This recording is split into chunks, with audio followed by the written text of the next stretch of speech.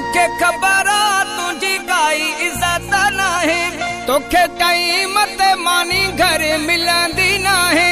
पोछो मुझे सामोए दी ले कंदोवा कपड़ा परावा पाए सामोई दोवा कपड़ा परावा पाए सामोई दोवा मुखे खबर तुझी काई इज्जत नाहे गुलशन सोमरो।